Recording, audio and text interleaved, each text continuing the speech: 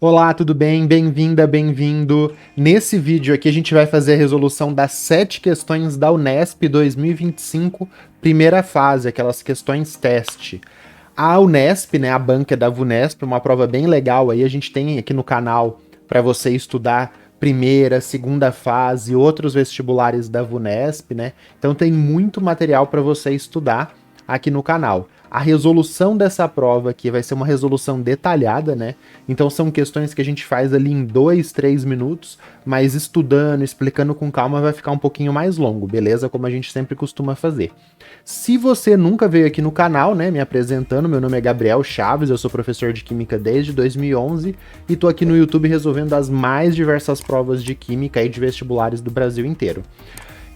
Vamos para a prova? Vamos ver como é que tá isso aí? Beleza, pessoal. Então aqui tá a capa da prova, né? O clássico, azulzinho, bonitinho, Nesp 2025.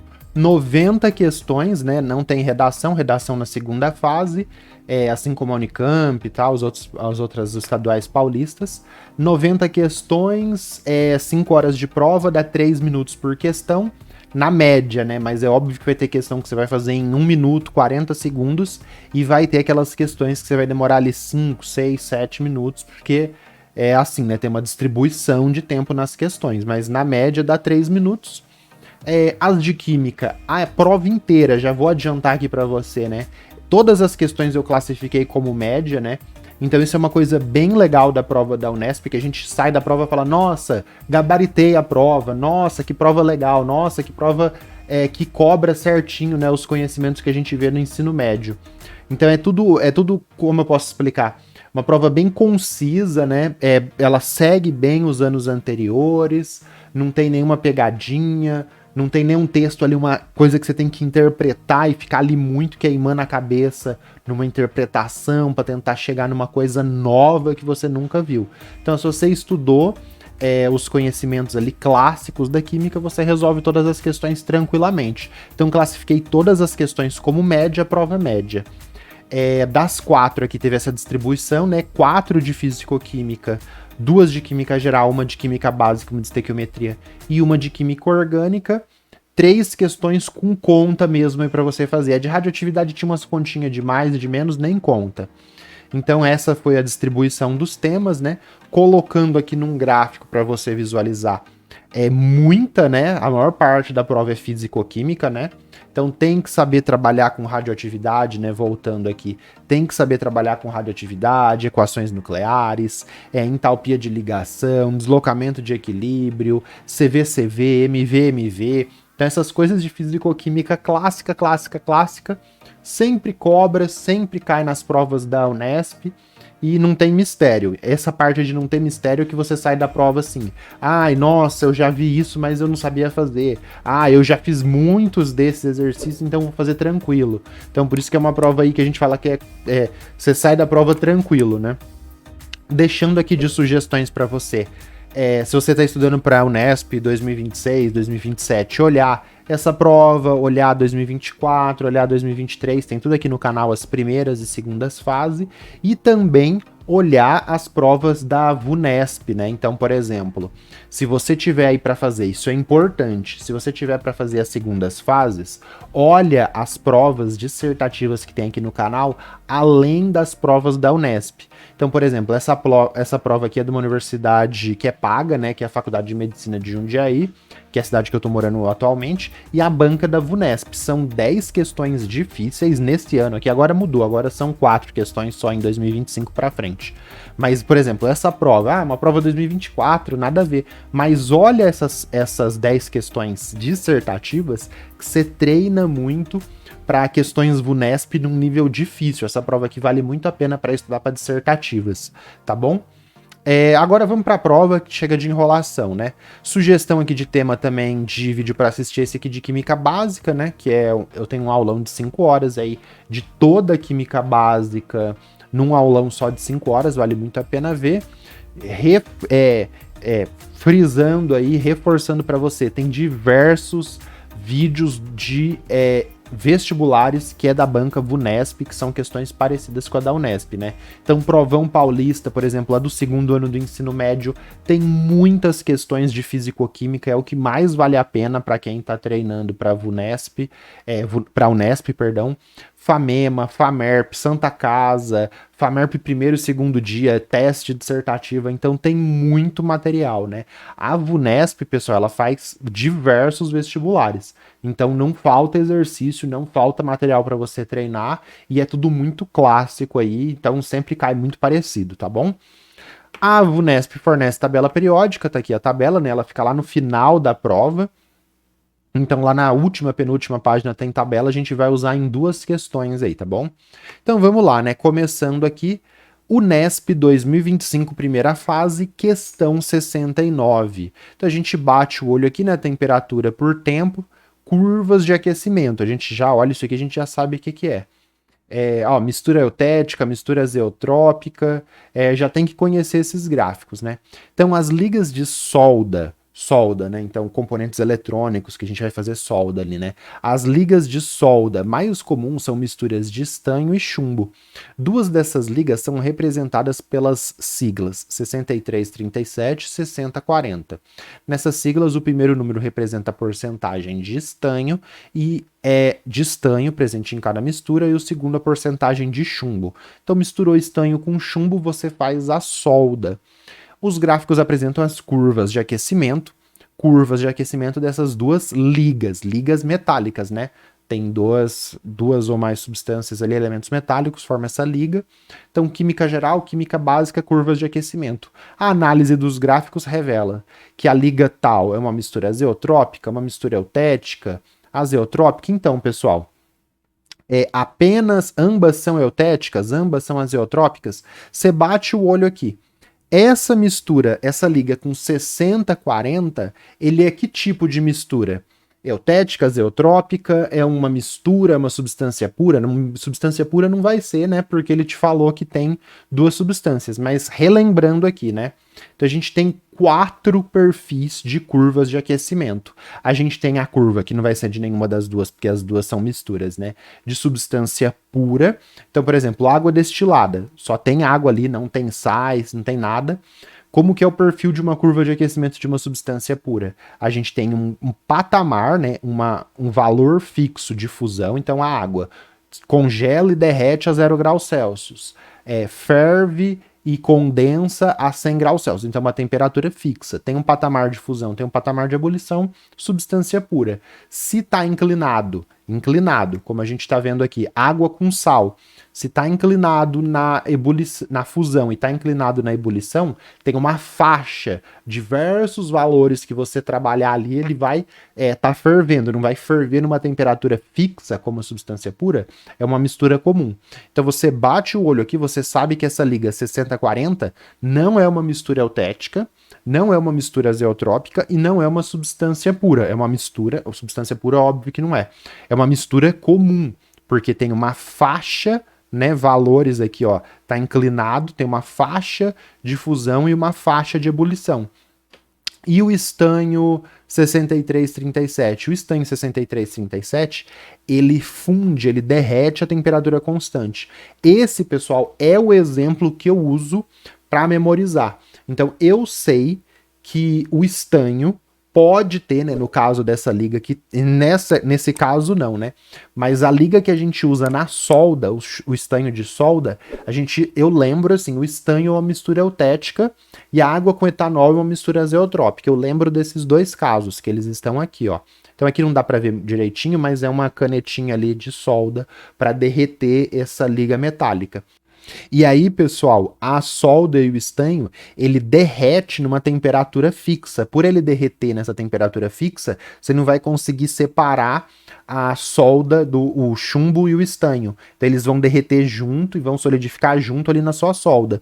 Diferente da mistura azeotrópica. Qual que é a mistura azeotrópica que eu lembro? Água e etanol. Se você tiver água e etanol nessa porcentagem aqui, 96% volume, você não vai conseguir separar a água e o etanol. Por quê? Eles vão ebulir a temperatura constante. Então, quando ebule a temperatura constante, mistura azeotrópica. Aí você pode lembrar usar um outro macete, algum outro esquema, mas eu gosto de associar assim. Água e etanol ferve na mesma temperatura ali, uma temperatura constante, é uma mistura diferente. Qual que é? A mistura azeotrópica. A solda, tem um caso, né, que é a que a gente usa ali comercial, derrete tudo na mesma temperatura, derreteu toda a solda, solidificou ali na placa, no circuito eletrônico, no que você está fazendo, tudo na mesma temperatura, mistura eutética. Então, por isso a gente sabe que a liga 6337 é uma mistura eutética, é meio que decorar mesmo que esse perfil de curva é de mistura eutética, esse aqui é de mistura comum, e a água com etanol 96% volume tem esse perfil de mistura azeotrópica. Nível médio, tá bom? Porque lembrar perfil das 4 curvas. Maravilha, é só isso, não tem erro. Ai, nossa, isso nunca apareceu? Não, pessoal, isso sempre aparece. O NESP 2010, primeira fase. Você tinha que saber quem que é mistura eutética, azeotrópica, substância pura, mistura comum. Dá uma olhada aqui nessa questão que você vê de novo isso. Salva para você fazer mais para frente, para você lembrar desses 4 perfis de curva. Ah, quero ver uma questão diferentona sobre curvas de aquecimento. Aqui, ó, Unicamp 2021, segunda fase. Aqui são curvas, mas ele pega só o final ali do aquecimento e da temperatura de ebulição, e aí ele vai trabalhar com essas curvas de aquecimento na panela, com água fervendo, panela aberta, panela de pressão, e aí você tem que analisar diversos fatores, é uma questão interdisciplinar que foi comum para todos os cursos que fizeram Unicamp segunda fase no ano de 2021. Então, todos os cursos fizeram comum, de interdisciplinar aqui, pegou física e química, e aí você vê essa curva de aquecimento, você tem que quebrar a cabeça, interpretar o texto, escrever para explicar, mais diferente de só decorar as 4 curvas, beleza? Então essas minhas 2 sugestões aí. Vamos continuar? Maravilha, passando de página aqui, passando de exercício, questão 70, o NESP 2024, oh meu Deus, o NESP 2025, primeira fase. Então a gente bate o olho aqui, né? Vê uns gelinho, alguma coisa assim, litro, CATP, tá, vamos ler. A imagem mostra cilindros de gelo seco, CO2 sólido, substância muito empregada no transporte e conservação de alimentos sob refrigeração. Ah, então são cilindros de gelo seco, de CO2 sólido, beleza. O gelo seco tem esse nome porque sofre sublimação, ou seja, passa diretamente do estado sólido para o estado gasoso, sem passar pelo estado líquido. Sabendo que o volume molar de um gás medido na CATP, condições ambiente de temperatura e pressão, é 25 litros por mol, o volume medido na CATP ocupado pelo gás resultante na sublimação de 1,1 kg de gelo seco é mais próximo de, então, cilindros de gás carbônico sólido, gelo seco, sublima, sai do sólido, vai para o gás. Essa massa de gelo seco produz que volume de gelo seco quando ele estiver na CATP, nessas condições aqui que 1 mol ocupa 25 litros. Então, tema do exercício. Química geral, cálculos químicos, volume molar. Ah, não é de estequiometria? Não, não tem um coeficiente estequiométrico. A gente está pegando, analisando uma amostra, esse gelo seco, quando ele sair, quando ele fizer essa mudança de fase, qual volume ele vai ocupar? A gente só está fazendo cálculos com a substância, mas sem uma proporção estequiométrica, sem uma reação química, tudo bem? Então é só cálculos químicos e trabalhar com o volume molar. Aqui, a gente vai precisar da massa molar do CO2. Aí você olha lá na tabela da prova, vê, né? Carbono, massa 12, você sabe até de cabeça. Oxigênio, massa 16. A massa molar do CO2 vai ser 12 mais 16 mais 16, que é 44 gramas por mol. A gente sabe até de cabeça isso, de tanto que a gente usa, tá bom? Então a gente começa com a massa de gelo seco. Você pode fazer por regra de 3, ou você pode fazer como eu faço, que é por análise dimensional, que é um jeito que você resolve mais rapidamente, resolve mais exercícios complexos de uma forma mais rápida. Então você iria fazer uma análise dimensional assim, essa massa de gelo seco, se 44 gramas tem 1 mol, 1,1 kg tem quantos mols? Aí você acha a quantidade de mols. Essa montagem de regra de 3 eu já estou fazendo aqui numa linha, então eu vou colocar 1.1, 10 a terceira grama de CO2, né? Porque o quilo é 10 a terceira. Então já saí de quilo e já fui para grama. E aí a gente coloca 44 gramas de CO2 tem 1 mol. Dessa forma você corta a grama de CO2 e vai para mol de CO2. Isso seria uma regra de 3. Aí o que eu vou fazer? A gente, na análise dimensional, está focando em quê? Em cortar a unidade e colocar a unidade que a gente não quer embaixo para ir convertendo, usando razão e proporção e chegar no que a gente quer. Então, nessa conta aqui, a gente saiu de grama de CO2, foi para mol de CO2. Agora eu vou sair de mol de CO2 e vou para litro de CO2. Como? Utilizando o volume na CATP. Eu sei que 1 mol de qualquer gás na CATP tem 25 litros. Então, cortou grama de CO2 e cortou mol de CO2. Seriam 2 regras de 3, se você faz por regra de 3, aí você teria que fazer primeiro essa conta, achar um valor em mol e depois fazer uma segunda conta. Aqui a gente já faz tudo junto, tá? Então, passei para cá, né? 1.100 vezes 25 dividido por 44. Aí você olha esse 11, você olha esse 44, você fala, nossa, é múltiplo. O que você pode fazer? Dividir 1.100 por 44, e aí vai dar 25, ou você pode já meio que ser maroto aqui e multiplicar em cima por 4 e multiplicar embaixo por 4 também, para ficar mais visual o que você está fazendo. Então, multipliquei em cima por 4, multipliquei embaixo por 4, aí fica óbvio que é múltiplo, né? Porque aqui é 11,44, né? 4.400 dividido por 44 dá 100, sobrou esse 4 que eu multipliquei em cima e embaixo, 100 dividido por 4 dá 25, 25 vezes 25, 625. Nossa, mas não tem 625, mas ele falou assim, ó, é próximo de, então é próximo de, pra você arredondar mesmo, não tem ali 625, então é alternativa C, 600 litros. Então a gente tinha uma massa, achou a quantidade em mols, né, de CO2, a gente usa o volume molar e acha o volume. Também média, nada fora da caixa aí, um exercício clássico de cálculos químicos, beleza? Sugestões para você treinar aí mais, né? O NESP 2023, segunda fase, é um exercício teste, porque era pouco depois ali de pandemia e tal, então estava sendo abordado como teste os exercícios, para você fazer estequiometria, agora com uma reação química, uma proporção estequiométrica, e aí você vai ter que fazer essa proporção usando a relação mol-volume, então cálculos estequiométricos mol-volume. E aí se você quiser entrar num exercício difícil, o NESP 2024, primeira fase da versão anterior, essa questão aqui sim, foi fora da média, uma questão que você tinha que fazer muitos procedimentos, tinha que usar volume na CATP também, estequiometria de gases, aí já fica um exercício mais pesado, por isso que eu coloquei aqui, ó, dificuldade alta na thumbnail. Então aqui você já vai avançando para outros temas, tá bom? Essas são minhas sugestões para você estudar. Vamos continuar na prova? Quem não tá no corte, né, tá vendo a prova inteira, vamos aí. Então, questão 71, o NESP 2025, primeira fase.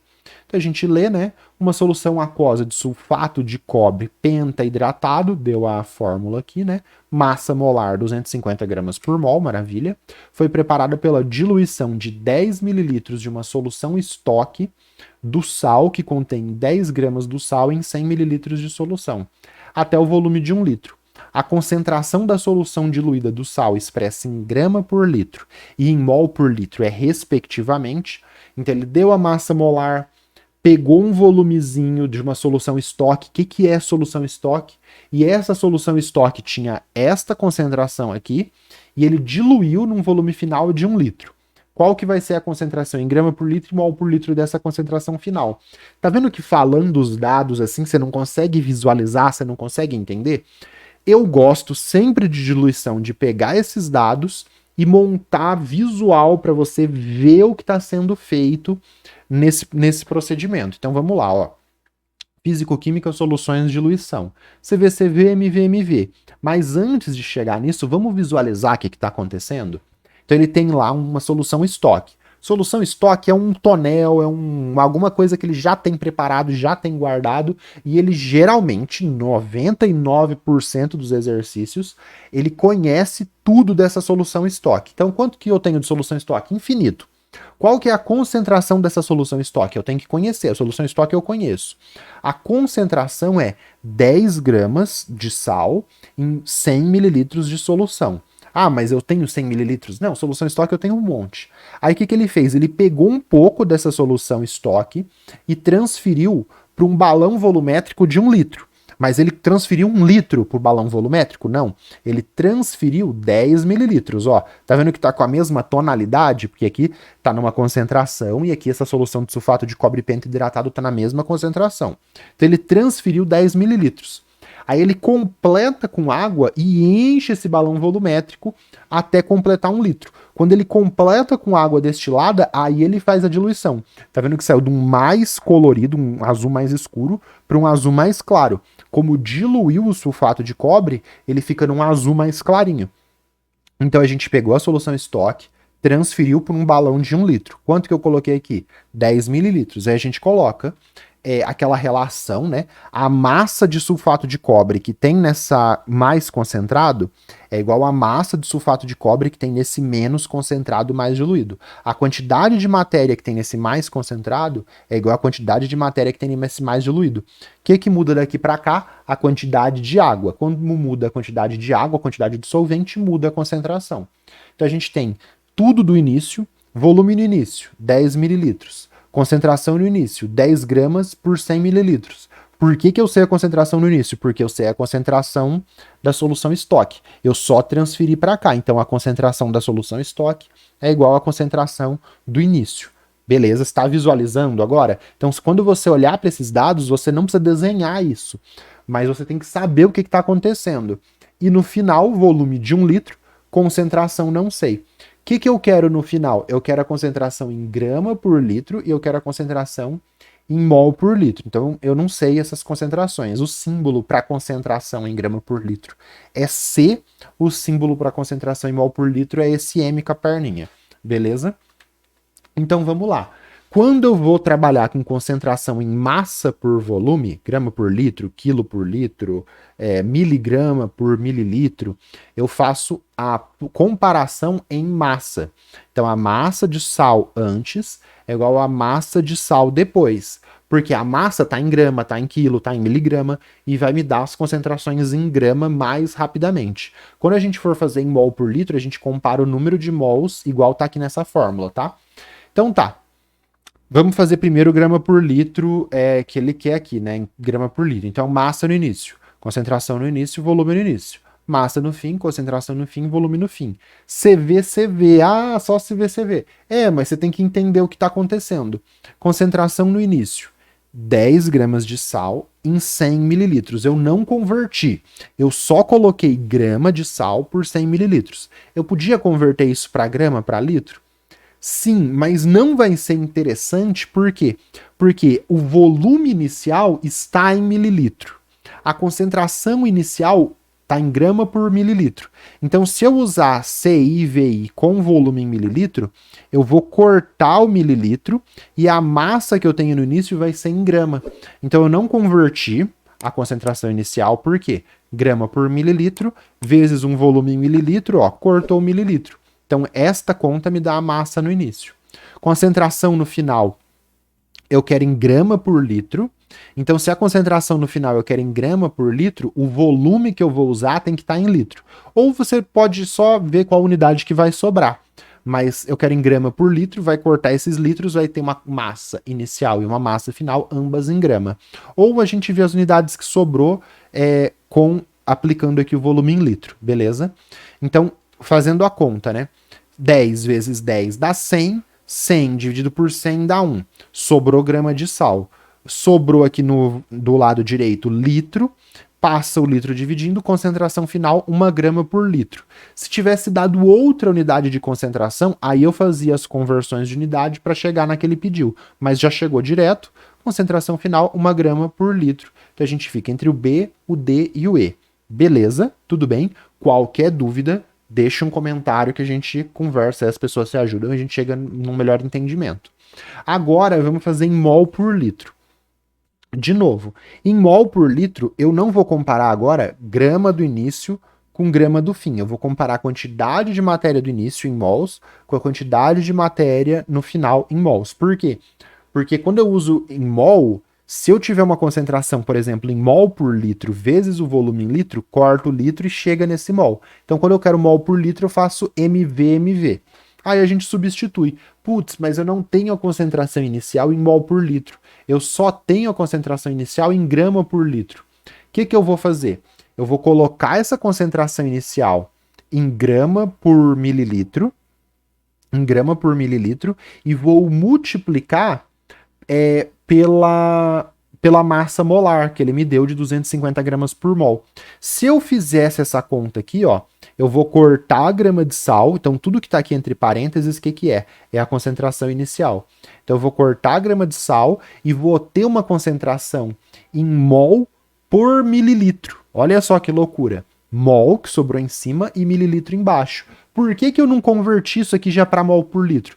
Porque o volume inicial está em mililitro. Então, olha só, cortou grama com grama. Eu tenho a concentração inicial em mol por mililitro. Qual que é o volume inicial? Mililitro. Se eu cortar esse daqui com esse daqui, sobra mol, minha quantidade de matéria no início está em mol. Concentração final, não sei, volume final, 1 litro. Aí a gente faz essa conta, né? 10 vezes 10 dá 100, 100 dividido por 100 dá 1. Que unidade que sobrou aqui? Mol de sal, porque cortou grama, cortou mililitro. Sobrou mol de sal, sobrou os 250. Concentração final vezes 1 litro. Pega esse 1 e divide por 250.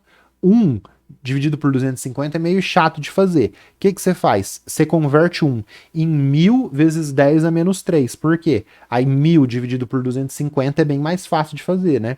Então 1000 dividido por 250 dá 4, vezes 10 a menos 3, passa o litro dividindo.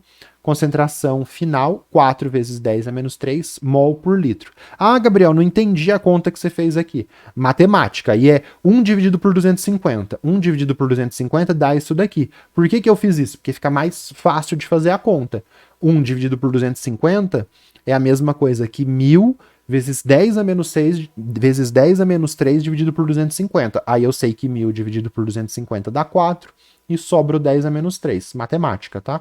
Então, concentração final, a gente chegou em 4 vezes 10 a menos 3, alternativa E. Classifiquei como média. Nossa, isso é média? Sim, é médio. É só fazer CV para achar a concentração em grama por litro, miligrama por litro, qualquer concentração de massa, concentração comum, e MV para achar a concentração final em mol por litro. Só aplicar CV e MV. Teve esses procedimentos aqui com unidades, tem que tomar cuidado para não comer bola.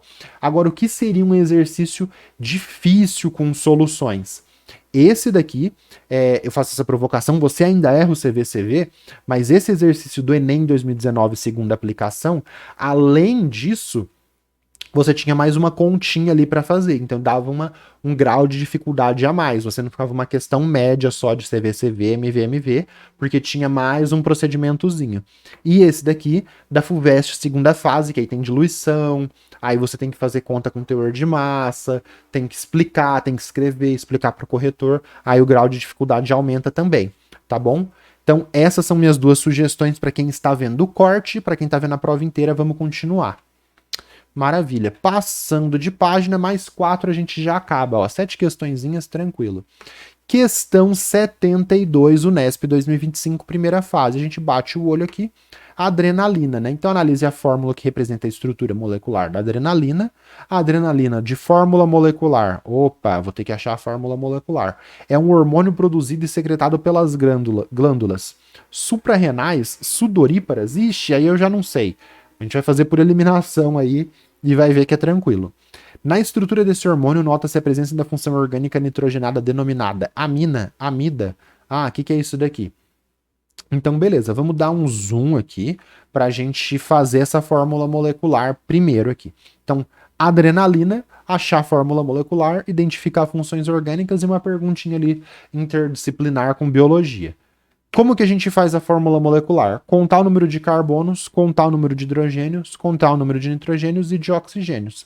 Aí a gente tem que saber que cada quina, né? Então a gente tem a fórmula assim: cada quina tem um átomo de carbono, além desses aqui que aparece, né? Então 1, 2, 3, 4, 5, 6, 7, 8, 9, C9. Ixi, todas as alternativas é C9. Vamos ter que contar o número de hidrogênios. 1, 2, 3, 4, 5, 6, 7. Não, né, pessoal? Tem hidrogênios aqui, ó, escondidos que eles não são representados. O carbono faz 4 ligações.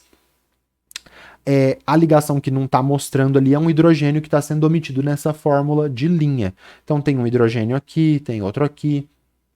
Então tem os 7 hidrogênios que aparecem inicialmente, mais 8, 9, 10, 11, 12, 13. Então tem 13 hidrogênios. Ah, por que aqui tem 2? Porque o carbono faz 4 ligações, só mostrou 2 pauzinhos porque tem mais 2 hidrogênios escondidos.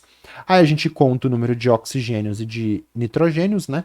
1, 2, 3 oxigênios, 1 nitrogênio. Então a gente coloca nessa ordem, geralmente, tá? Que é Chomsky, né? Então, carbono, hidrogênio, oxigênio, nitrogênio. Aqui ele trocou a ordem do nitrogênio com o oxigênio, não sei por quê. Nisso a gente já fica entre o B, o C e o D. Aí vamos pular essa parte aqui de biologia, glândulas, né? Não sei. E funções orgânicas. Então, quais funções orgânicas a gente tem? Nitrogênio entre carbonos. Ele perguntou da função nitrogenada, mas a gente vai identificar todas. Nitrogênio entre carbonos, OH num carbono saturado, que é um carbono que está fazendo só ligação simples, OH ligado no anel aromático. Então, quais as funções orgânicas a gente tem? Nitrogênio entre carbonos, amina, no caso entre 2 carbonos, né? Amina secundária. Se algum desses 2 carbonos fosse carbonila, o que é carbonila? C dupla O. Então, por exemplo, esse carbono aqui fosse um C dupla O, aí seria uma amida, mas não é o caso, é uma amina, função orgânica de caráter básico ali, né? Então aqui é uma amina, aqui um álcool, né? OH entre 2 carbonos, álcool secundário, e OH ligado no anel aromático, grupo fenol. Esse é um fenol, aqui é outro fenol, né? Dois hidrogênios que tem um caráter ácido aí, porque fenol tem caráter ácido, importante lembrar. Então, com isso, a gente já elimina a alternativa D, então fica entre a glândula que secretado, né? A glândula que faz essa secreção é a sudorípara ou a suprarrenal?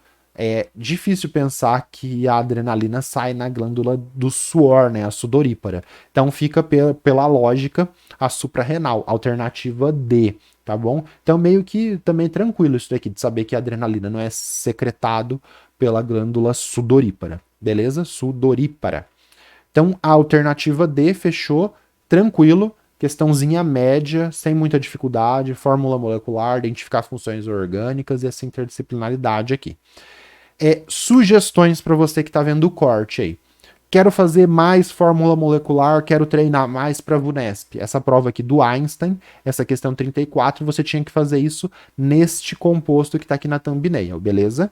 Ah, quero treinar nomenclatura, quero avançar para outros tópicos. Dá uma olhada nessa questão do Enem 2019 PPL, que você vai estudar nomenclatura orto, meta e para, nomenclatura de ramificações, então N-butil, isobutil, sec-butil, terc-butil. Essa diferenciação de nomes caiu no Enem e nessa questão aqui era uma ótima oportunidade para revisar essa nomenclatura.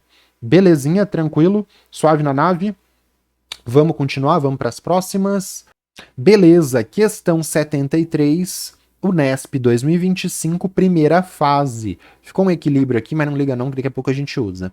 Então, em uma solução aquosa de cianeto de sódio, NaCN, ocorrem os seguintes equilíbrios simultâneos. Então, SCN, né, cianeto com água, forma o ácido cianídrico aquoso e OH-. E aí tem o ácido cianídrico aquoso em equilíbrio formando cianeto de hidrogênio, HCN gasoso. Então tem 2 equilíbrios chamados de equilíbrios simultâneos. Por quê? O primeiro envolve o ácido cianídrico e o segundo envolve o ácido cianídrico. Então esses 2 equilíbrios eles estão conectados, eles são simultâneos, beleza? O cianeto de hidrogênio, HCN, é um gás extremamente tóxico que pode ser fatal quando inalado.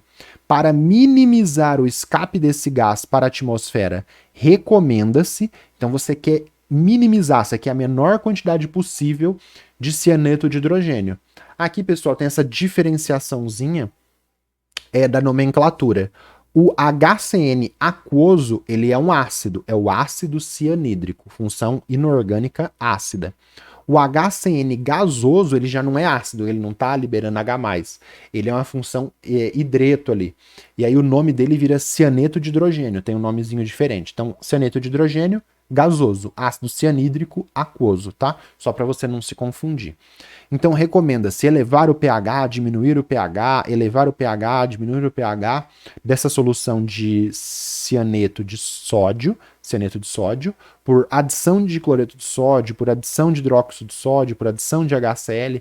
Então, vou colocar aqui o equilíbrio para a gente entender essa questão de equilíbrios simultâneos e como que a gente minimiza isso. A gente vai minimizar isso deslocando o equilíbrio. O deslocamento de equilíbrios, né, o princípio de Le Chatelier, ele entra ali em equilíbrios químicos, fisicoquímica, beleza? Então, mais uma questão de fisicoquímica aí na prova.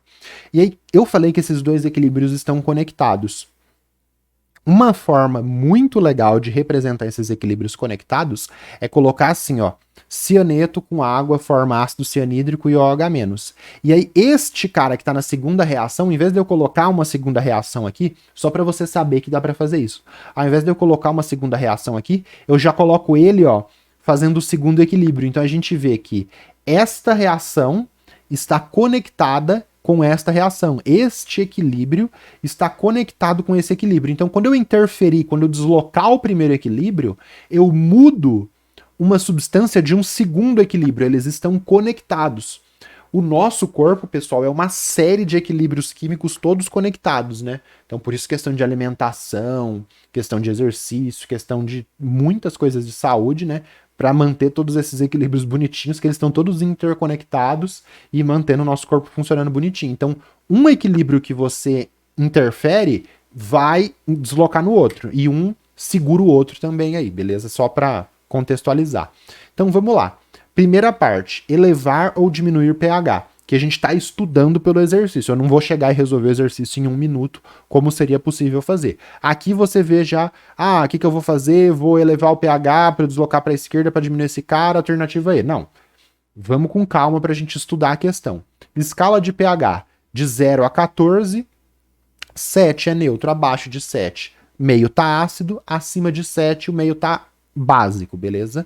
Então, se a gente adicionar HCl, né, o NaCl a gente já exclui, porque o NaCl ele não altera a acidez do meio. A gente vai deslocar esse equilíbrio como? Principalmente com esse cara aqui, ó, com hidroxila, com OH-. Mexendo na quantidade de hidroxila, a gente vai deslocar o primeiro equilíbrio. Deslocando o primeiro equilíbrio, a gente causa um deslocamento no segundo equilíbrio. Então a gente já esquece o NaCl, a gente vai focar no NaOH e no HCl. Se você adicionar HCl, o meio vai ficar ácido. Por quê? Porque o HCl libera H+, e liberando o H+, ele vai mudar a acidez do meio e vai mudar essa escala de pH. Adicionando hidróxido de sódio, vai deixar o meio básico com pHs, elevando o pH, né, com pHs maiores do que 7. Por quê? Rapidinho aqui, né? pH em menos log da concentração de H+.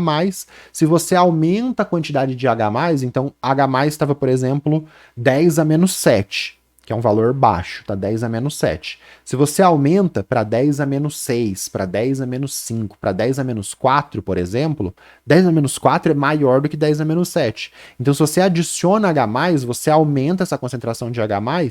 Se você fizer a conta aqui, né, o menos 4 vai para frente, menos com menos vira 4, pH vai estar 4. Então, quando você adiciona HCl, você diminui o pH. Então, aumentar a concentração de H+, aumentar a acidez do meio, diminui o pH. Já se você adicionar hidróxido de sódio, o hidroxila vai consumir o H+, vai diminuir essa concentração de H+, então meio neutro, tem ali meio neutro a 25 graus Celsius, tá?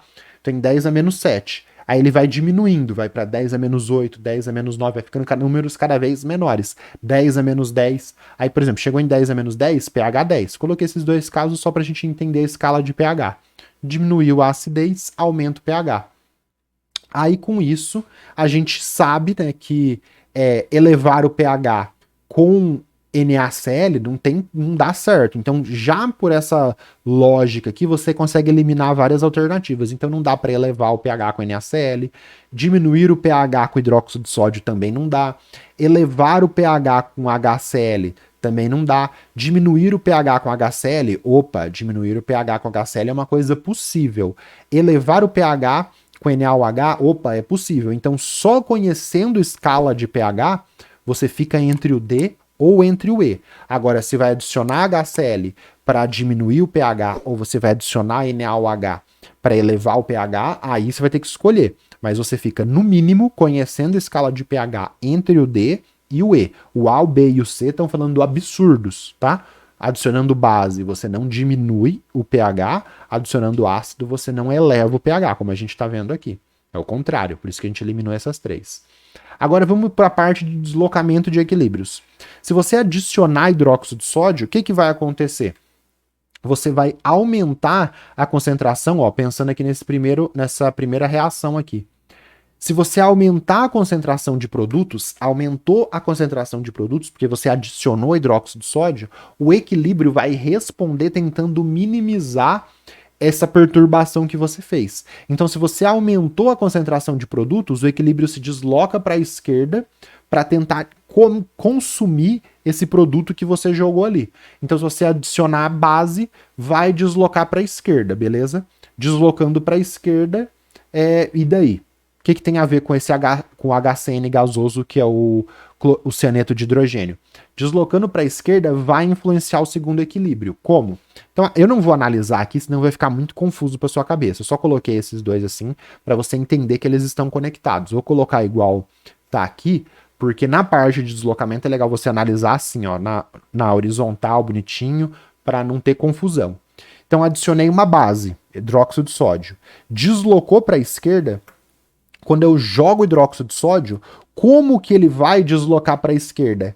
O HCN aquoso, o ácido cianídrico que está ali no meio, vai consumir esse hidróxido de sódio que eu adicionei para deslocar para a esquerda para produzir mais cianeto, menos, e mais água.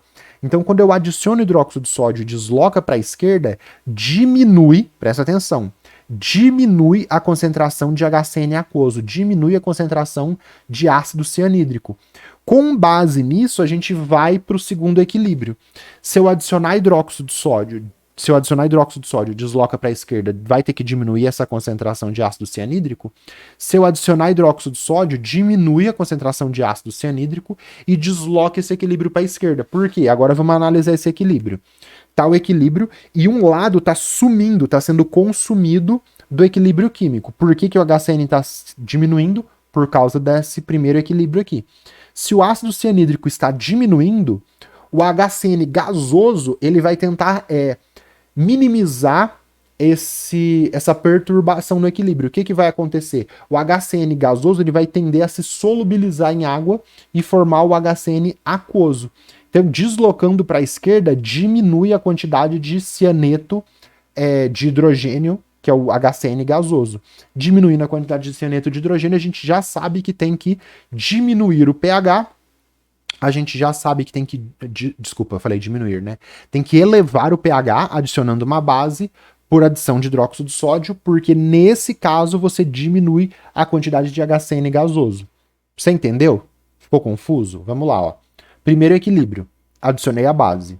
Adicionou a base, desloca para a direita. Por que desloca para a direita? Porque tem que diminuir essa base que foi adicionada. Mas não dá, presta atenção, agora você vai entender. Não dá para deslocar para a direita só consumindo essa base. Como que eu vou formar CN-? Como que eu vou formar água? Consumindo esses dois caras aqui. Consumindo o hidróxido de sódio que eu joguei e aumentou a concentração, e consumindo o HCN aquoso que já estava ali presente. Então, quando eu jogo um produto, quando eu aumento as concentrações dos produtos, vai deslocar para a esquerda. Para deslocar para a esquerda, vai ter que consumir todos os produtos, tanto o que eu joguei quanto o outro que já estava ali presente. Por isso que quando desloca para a esquerda, diminui a concentração do ácido cianídrico aquoso. Beleza, entendeu por que ele diminuiu a concentração do ácido cianídrico aquoso? Diminuindo agora no segundo equilíbrio a concentração do ácido cianídrico aquoso, desloca para a esquerda para tentar repor essa diminuição. Deslocando para a esquerda, diminui a quantidade do gás tóxico letal e a gente minimizou o escape desse gás para a atmosfera. Maravilha, alternativa E, acabou, fechou. Vamos colocar aqui agora quando se adiciona HCl só para você entender o que acontece. Se você adiciona HCl, o que vai acontecer? Se você adiciona HCl, você vai consumir o OH-. Então, adicionar H+, aumentar a concentração de OH+, significa diminuir a concentração de OH-. Diminuindo a concentração de OH-, você vai deslocar esse equilíbrio para a direita. Por quê? O cianeto, Cn- e a água vão reagir para tentar repor esse OH- que está sumindo. Quando eles reagirem e reporem o OH- que está diminuindo, eles também vão aumentar a concentração de ácido cianídrico aquoso, porque não tem como produzir só o OH-, vai produzir todos os produtos. Então eles vão reagir para minimizar essa perturbação, voltando a concentração, elevando um pouquinho a concentração de OH- que estava diminuindo, porque você diminuiu ela usando o ácido, e de tabela você produz o ácido cianídrico. Produzindo ácido cianídrico, vamos aqui para o segundo equilíbrio. Aumentando a concentração de ácido cianídrico, vai deslocar para a direita e vai liberar, vai deslocar para a direita e vai liberar mais cianeto de hidrogênio gasoso para a atmosfera. Então, por isso, você não pode adicionar ácido. Então, quando você está trabalhando com cianeto de sódio, você trabalha com ele em meio básico para evitar o escape de HCN gasoso. Beleza? Entendeu? Sucesso? Sugestões aí para você. Primeira fase da FUVEST 2023 também é isso de equilíbrios simultâneos. Um equilíbrio interfere no outro. No caso, é o equilíbrio da desoxihemoglobina com oxihemoglobina, a hemoglobina do sangue quando está pobre em oxigênio, quando está rico em oxigênio, são equilíbrios simultâneos, um equilíbrio interferindo no outro. É um clássico também esse exemplo da oxihemoglobina que acontece no nosso corpo, que eu falei no começo do exercício. Tem que estudar isso aqui porque é muito comum, é muito frequente, é um clássico. É os equilíbrios simultâneos mais clássico que tem, esse da oxihemoglobina. E se você quiser ver um exercício difícil, Unicamp segunda fase, constante produto solubilidade, solução supersaturada. Nesse exercício aqui, você tem esses equilíbrios simultâneos, e aí você tem que analisar eles como equilíbrios concorrentes, onde um equilíbrio tem um cara ali que ele participa de dois equilíbrios, são equilíbrios simultâneos, só que aí os dois estão tentando consumir esse mesmo produto. E aí você vai ter que fazer toda uma análise em cima disso, desses equilíbrios simultâneos, e se vai formar a solução saturada. Esse exercício, se você fizer, você vai ficar craque em KPS, porque é muito difícil e você tem que trabalhar muitos conceitos. Tá bom? Vamos continuar na prova aí? Beleza. Questão 74, NESP 2025, primeira fase. Uma equaçãozinha nuclear aqui, né? Em 1932, James Chadwick descobriu o nêutron pelo bombardeamento do isótopo berílio 9, tá aqui, com partículas alfa conforme a equação nuclear. Beleza, tá aqui. O número de nêutrons do isótopo X formado nesse bombardeamento é 9684113. Então, James Chadwick descobriu o nêutron em 1932. Então, descobrir o átomo, propuseram o átomo, descobrir o núcleo, descobrir a eletrosfera, transição eletrônica, descobrir o próton, descobrir o elétron. Lá depois, quando a gente estuda os modelos atômicos, o James Chadwick descobriu lá depois, bem mais para frente, o nêutron. Como? Com esse experimento aqui. Então, físico-química, radioatividade e equações nucleares. Vamos copiar essa equação nuclear aqui, só que para a gente entender o que está acontecendo, a gente vai ter que dar uma olhadinha na tabela. Beleza? Essa olhadinha na tabela é para ver que o berílio ele tem massa 9 e número atômico 4. Quando a gente representa o elemento na equação nuclear, o que a gente faz? O número de cima é a massa, que é o valor maior, e o número que vem embaixo, que ele não colocou aqui, mas no neutro ele colocou que é 0, e o número que vem embaixo é o número atômico, que é o número de prótons daquele nuclídeo, beleza? Então, o berílio, em cima tá a massa 9, o símbolo X é Be, e qual que vai ser o número atômico aqui embaixo do berílio? Vai ser 4. Ah, mas aqui na tabela o 4 tá em cima. Por quê? Quando você olha na tabela, o número maior é a massa, e o número menor é o número atômico, porque a massa é esse número atômico, que é o número de prótons, mais o número de nêutrons. Então, vamos colocar ele aqui. Antes disso, tá? A gente tem que saber, conhecer, que a partícula alfa tem massa 4 e número atômico 2, beleza? A partícula alfa, ela é um núcleo de hélio, tem que conhecer de cabeça a partícula alfa, tá? Ela é um núcleo de hélio que perdeu 2 elétrons. Aí você olha o hélio na tabela, o hélio tem massa 4, número atômico 2, porque é o segundo elemento. Então, o hélio é isso aqui, ó, 4 e 2. Só que aí, como ele perdeu elétrons, como ele está sendo ejetado ali, como ele está sendo produzido, como ele está usando em bombardeamento, é a partícula alfa, uma radiação por partícula. Então, beleza. A partícula alfa, a gente já colocou a massa e o número atômico. O berílio, a massa é 9, o número atômico é 4. Ah, mas está em cima, repetindo, né? Está em cima, mas não é, porque o menor é o número atômico e o maior é a massa. Agora a gente tem partícula alfa com berílio produzindo X, que vai ter uma massa A, que eu não sei, e um número atômico Z, que eu não sei, mais o nêutron, que tem uma massa 1 e um número atômico 0. Como assim número atômico 0? O número atômico é o número de prótons. O nêutron, ele não tem nenhum próton, ele só tem um nêutron. Só tem um nêutron. O nêutron é um nêutron só, é uma partícula, né? Meio estranho falar isso. Então, esta massa de 1 que ele tem é por causa que ele é um nêutron. E o número de baixo, que é o número atômico, ele não tem nenhum prótons. Então, a massa 1 do nêutron é porque ele tem um nêutron. Agora, por exemplo, a partícula próton. Como que seria o símbolo do próton? Era até legal eu ter colocado aqui. Como que é o símbolo do próton? 1 e 1. Porque ele tem 1 de número atômico, ele tem um próton, e por causa desse 1 próton, ele tem massa 1 também, tá? Mas isso é tranquilo. Eu vou deixar umas sugestões de vídeo, a gente vai treinando isso em outros também. Fica tranquilo. E aí, como que a gente acha esse A e esse Z? Com o número de massa e com o número atômico, a gente vai conseguir achar o número de nêutrons. Simples, pessoal. Tem aquelas regras de radioatividade, que você soma as massas aqui dos nuclídeos antes, tem que ser a soma das massas dos nuclídeos depois, e a soma dos números atômicos antes tem que ser igual à soma dos números atômicos depois. Então, 4 mais 9 é igual a A mais 1. 4 mais 9 é igual a A mais 1. Então, aqui antes a gente tem 13, o A tem que ser 12, beleza? Porque 12 mais 1 dá 13, 9 mais 4 dá 13. Então, achei o A. E embaixo, 2 mais 4 dá 6. 2 mais 4 dá 6, Z mais 0 tem que dar esse 6. Então, Z é 6. Achamos a massa e o número atômico do elemento X. Ah, então o número de nêutrons é qual aqui? Nenhum dos dois, pessoal. O número atômico, ele dá o número de prótons e a massa te dá o número de prótons mais nêutrons. Então, vamos colocar isso aqui para você entender.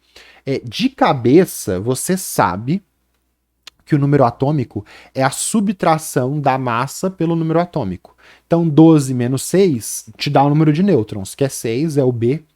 Marcou, acabou. Mas vamos fazer essa conta para você que está com dificuldade aí. Então, eu tenho um elemento X, tenho uma massa A, tenho um número atômico Z e tenho uma carga Q. O número atômico Z, que está aqui embaixo, ele é igual ao número de prótons. Então, por exemplo, esse elemento X ele tem 6 prótons. A massa que está em cima é esse número de prótons mais o número de nêutrons. Então, se eu sei que A é 12, eu sei que P é 6, o número de nêutrons tem que ser 6 para 6 mais 6 dar 12. Por isso que eu cheguei no 6, beleza? E a carga é o número de prótons menos o número de elétrons. Então, por exemplo, vamos supor que esse elemento está com carga 0. Se ele tiver com carga 0, se a carga é 0, ele tem 6 prótons, porque eu sei pelo número azulzinho, ele tem que ter 6 elétrons também para 6 menos 6 dar 0. Então assim a gente acha número de prótons, número de elétrons, carga, massa, número atômico, beleza? E aí fazendo tudo, né? Massa 12, número de prótons 6, número de nêutrons 6. Quem é esse elemento? Ele não perguntou, mas pra gente treinar, pra gente estudar. Aí você vai lá na tabela, né? Quem que tem número atômico 6? Quem tem número atômico 6 é o carbono. Então, nesta equação nuclear aqui, foi produzido carbono. Então, berílio faz um bombardeamento de berílio com partícula alfa, forma-se carbono e libera nêutron. Olha que legal. E aí nisso ele descobriu o nêutron, porque ele detectou esses nêutrons sendo produzidos. Maravilha? Entendeu? Estudou? Qualquer dúvida, deixa um comentário. Não esquece de deixar a curtida. Deixa um comentário para dar aquele engajamento que me ajuda demais. Beleza? Vamos continuar? Última questão. Ah, não. Que? Não, pera aí. Tô comendo bola aqui. Antes de ir para a próxima questão, sugestões, né? Santa Casa, primeiro dia, para você treinar mais equações nucleares, e o ERG, segunda fase, discursiva, para você treinar contagem de prótons, nêutrons e elétrons, igual a gente fez aqui, junto com equações nucleares. Então esse daqui é uma questão dissertativa, que você vai ter que escrever, mas é parecido com o que a gente fez, fazer equação nuclear e contar prótons, nêutrons e elétrons, beleza? Então essas duas sugestões aí para você se aprofundar em radioatividade. Agora sim, a gente vai para a questão 75 da Unesp 2025, primeira fase, última questão aí de química que a gente fez. Então a gente bate o olho, ligação e entalpia. Exercício de termoquímica, entalpia de ligação. Só de olhar aqui, né? Então vamos lá. A hidrazina, N2H4, substância utilizada como propelente de foguetes, sofre combustão conforme a equação. Então hidrazina, com gás oxigênio, forma gás nitrogênio e duas águas. E aí libera muita energia e o foguete decola. A tabela apresenta os valores das entalpias de ligação envolvidas nessa reação. Então, NH, N tripla N, N simples N, O dupla O, HO e os valores de entalpia. Utilizando os dados tabelados-se, calcula-se que a combustão de 1 mol de hidrazina irá liberar porque é um ΔH, né, menor do que zero, uma entalpia, uma diferença de calor ali, uma diferença de ΔH menor do que zero, porque libera calor. Beleza, então hidrazina, 1 mol de hidrazina, entalpia de ligação. Aqui, pessoal, primeira coisa que você tem que saber de entalpia de ligação. Você tem que visualizar as ligações. Então, primeira coisa, visualizar as ligações. Aqui na reação química eu consigo visualizar as ligações? Não. Então a gente vai pegar essa equação, reescrever aqui, colocando todas as ligações para você visualizar essas ligações. Então vamos lá. O2. O2 é o quê? O dupla O, porque o oxigênio faz duas ligações químicas, não tem erro. Então O2. Formando, depois a gente vai para a hidrazina. N2. N2 é o quê? N tripla N, igual tá aqui. Então, N2 é N tripla N. Água, H2O, hidrogênio faz uma ligação, oxigênio faz duas. E eu tô colocando nas quantidades que tá aqui na reação química. Então, formou duas águas e formou um N2. Agora a hidrazina. N2H4. O que a gente faz? Liga um hidrogênio no outro.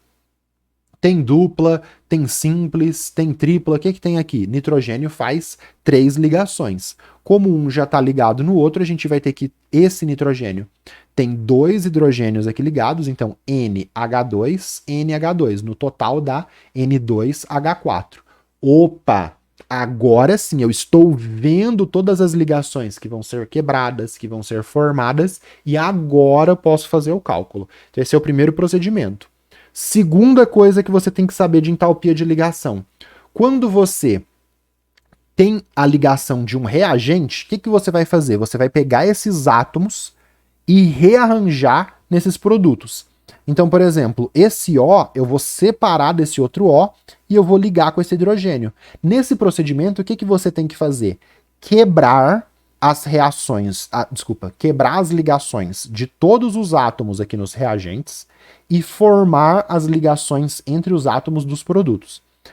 Então, essa é a segunda coisa. Eu vou quebrar o O dupla O.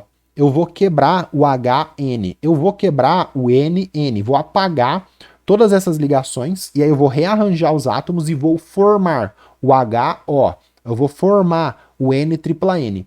E aí, nesse segundo ponto, o que você tem que saber? A ligação química, ela tá ali, estável, bonitinha.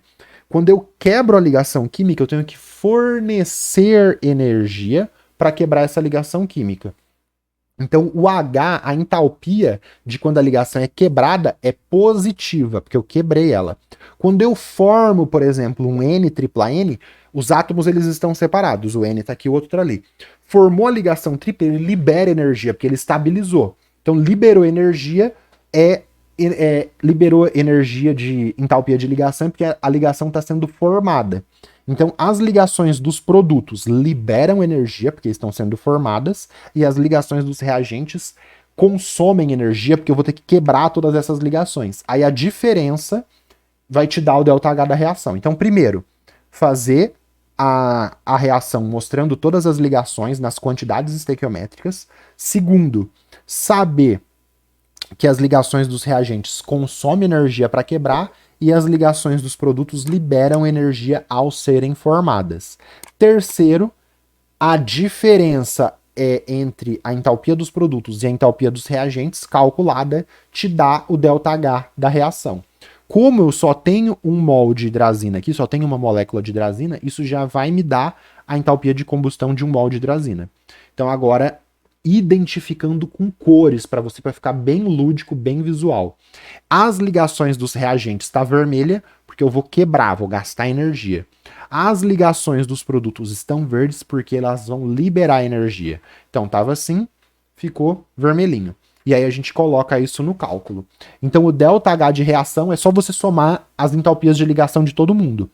Considerando que, no segundo ponto, reagente, você vai usar tudo positivo, porque é uma energia que você fornece para quebrar a ligação.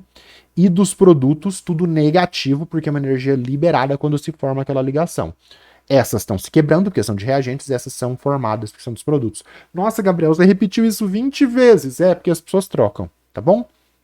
Então, entalpia de ligação NN, positiva, porque vai quebrar, 4 vezes, porque eu tenho 1, 2, 3, 4, entalpia de ligação hidrogênio-nitrogênio, mais uma entalpia de ligação OO, menos entalpia de ligação N-tripla-N, porque quando formar vai liberar energia, por isso tem o menos 4, porque tem 1, 2, 3, 4, ligação HO. Clássico. Você fez isso uma vez, você sabe fazer para sempre. Aí você tem que treinar, fazer vários exercícios e saber fazer isso quando aparecer na sua prova. Substituindo valores, NN 163, HN. Aí você vai conferindo, né? HN 391, OO 497, tudo positivo. N-tripla-N 949, negativo, porque está sendo formado. HO 463, negativo, porque está sendo formado. Esse eu estou multiplicando por 4, porque tem 4 ligações. Esse eu estou multiplicando por 4, porque tem 4 ligações. Fazendo a conta. 4 vezes 391, 1564. 4 vezes 463, menos 1852. Aí vamos somar todo mundo positivo. 163 com 1564 com 497, 2224. Menos 949, menos 1852, menos 2801. 2801 menos 2224 dá um total de menos 577 kJ por mol, porque os valores que eu usei em entalpia tá tudo em kJ por mol, o ΔH de reação tem kJ por mol, alternativa C, acabou, fechou. Avaliei como média. Nossa, isso é médio? É médio, porque é um clássico. Você fez, é o que o pessoal chama de questão coringa. Você fez uma vez, você sabe fazer sempre, né? Gente, é média porque é só você fazer esse procedimento aqui. Quando que vai ficar difícil? Vou deixar 2 sugestões para você. Você fazer esse cálculo, chegar no ΔH de reação, e aí a indicação do Enem que eu vou te deixar. Você fez isso, aí você tem que pegar esse ΔH de reação e fazer uma análise dimensional, fazer mais regras de 3 como se fosse uma estequiometria. Pô, isso aumenta muito o nível de dificuldade. Fazer isso de forma escrita, fazer tudo isso daqui, chegar nisso, e aí depois ter uma lei de Hess, ter alguma coisa que você vai ter que usar isso daqui. Também aumenta o nível. Então, só fazer a entalpia de ligação clássica, nível médio. Beleza? Então, as sugestões aqui que eu prometi, né? Essa questão do Enem, uma questão boa e difícil. Veja que eu classifiquei ela como difícil, por quê? Você vai ter que fazer o que você fez aqui, entalpia de ligação, e mais um procedimento depois. E você teria só 3 minutos para fazer, né? Então, Enem é complicado, né? Tem que guardar tempo para essas questões aqui. E essa questão do ITA, que você vai ter que fazer tudo isso que a gente fez e ainda trabalhar com entalpia padrão de formação. Então também o nível de dificuldade fica maior, não fica médio, fica as duas aí, difícil, médio para cima. Tá bom? Então essas são as sugestões para quem viu o corte. Para quem tá vendo a prova inteira, a gente terminou, né? Mas vamos dar aquela analisada rápida aqui na prova, né? Então, clássico, né? o Nesp cobra muitas questões aí, coringa, né? Muitas questões clássicas, muitas questões que você já viu 1 milhão de vezes e você vai chegar ali e vai fazer de novo. Por isso que é uma prova gostosinha de fazer, que você não vai ter nenhuma surpresa. Às vezes tem uma questão mais difícil, tal, como apareceu na prova de 2024, que tinha uma questão de cálculo de gases, que eu recomendo muito você voltar lá para você ver. E aqui a gente viu uma de química geral, de química básica, uma de volume molar, de cálculos químicos, uma de QO e 4 de fisicoquímica. Então, tranquilo, né? Terminamos aqui a prova. Eu queria te agradecer muito de ter chegado aqui até o final. Não esquece de deixar o comentário para dar aquele engajamento, curtir o vídeo, indicar para o seu amigo, entrar em mais vídeos aqui no canal. Sempre comenta, eu respondo o mais rápido possível, beleza? Muito obrigado de ter assistido esse vídeo aqui. Se você quiser apoiar o canal, a forma mais atual tá na descrição, beleza? Muito obrigado de novo, valeu e tchau!